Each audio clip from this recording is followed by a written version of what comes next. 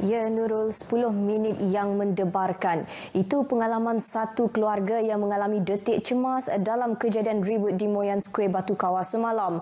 Bagi salah seorang mangsa, dia menguak ketika kejadian tersebut. Beliau bersama 4 lagi ahli keluarganya bergegas keluar dari rumah selepas melihat siling rumah mereka runtuh. Bapak Enang dah tahulah siling ini time ajak mau guguk ke dibah, jadi mau lari je lah. Lari keluar sempat tapi ya lah angin tu kuat, ada pokok kayu dekat sana.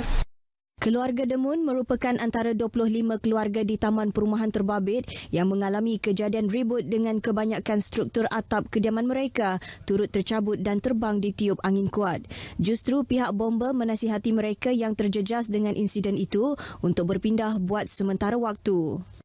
Tapi penghuni mereka enggan untuk berpindah disebabkan mungkin atas faktor keselamatan atau benda mereka lah. Dan cuma kita dapat beri nasihat. Sementara itu, Setiausaha Kerajaan Negeri Datuk Ahmad Jaul Samion memberitahu Kerajaan Negeri menghulurkan bantuan segera selain turut menilai setiap kerosakan kediaman yang dialami oleh penduduk berkenaan.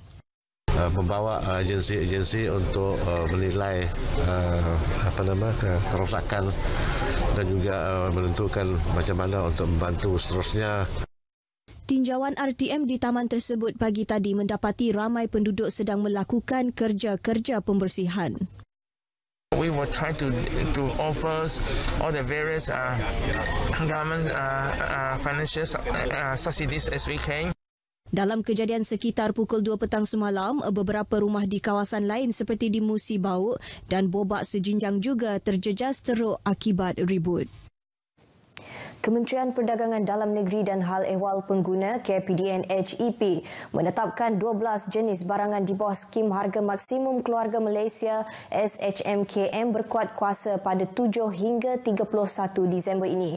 Menterinya Datuk Seri Alexander Nantalinggi berkata ia sebagai langkah untuk menstabilkan harga barangan keperluan dan memastikan bekalan itu mencukupi di pasaran. Beliau menjelaskan antara barangan yang disenaraikan di bawah skim itu ialah ayam, telur ayam dan sayur. Selain itu, skim harga maksimum musim perayaan SHMMP Christmas 2021 akan berkuat kuasa pada 23 hingga 31 Disember ini. Sebanyak 8 jenis barangan harga terkawal akan dikuatkuasakan melibatkan kategori ayam, sayur, daging kambing dan daging babi.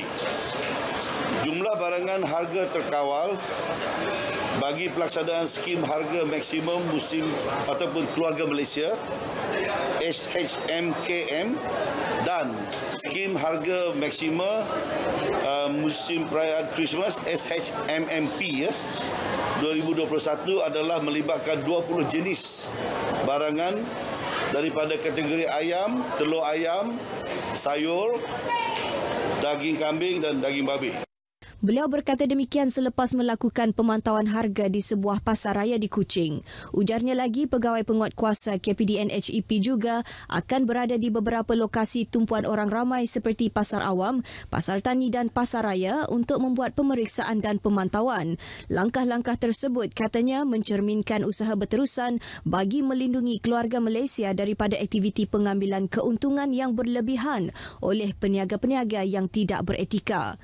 Beliau turut menambah bahawa tindakan tegas akan diambil terhadap peniaga yang gagal mematuhi peraturan di bawah skim ini. Selain mereka boleh diambil tindakan di bawah Akta Kawalan Harga dan Anti Pencatutan 2011 dengan didenda oleh mahkamah sehingga RM100,000 atau dipenjara tidak melebihi 3 tahun. Seramai 700 graduan Universiti Teknologi MARA UiTM Cawangan Sarawak menerima diploma dan ijazah masing-masing pada Majlis Penganugerahan kali ke-92. Menerusi kenyataan media, UiTM memaklumkan majlis secara janji temu itu berlangsung mulai hari ini di Dewan Jubli Kampus Samarahan.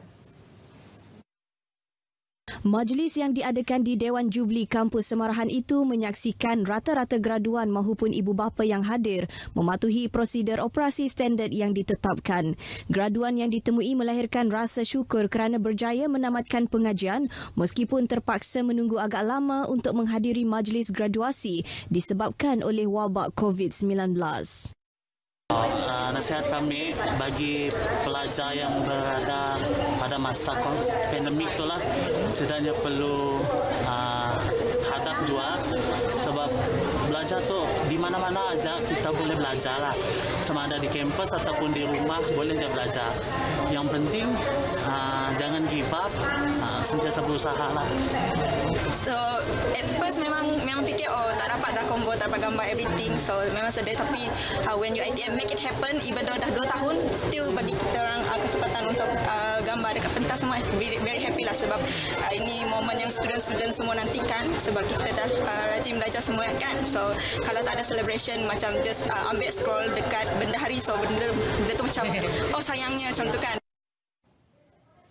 Sekian perkembangan berita dari Sarawak. Keluarga Malaysia terus patuhi SOP jangan leka kerana COVID-19 ada dalam komuniti. Awasi keselamatan sepanjang musim tengkujuh ini. Yang sahih di berita RTM. Kembali bersama Nurul di Angkasa Puri.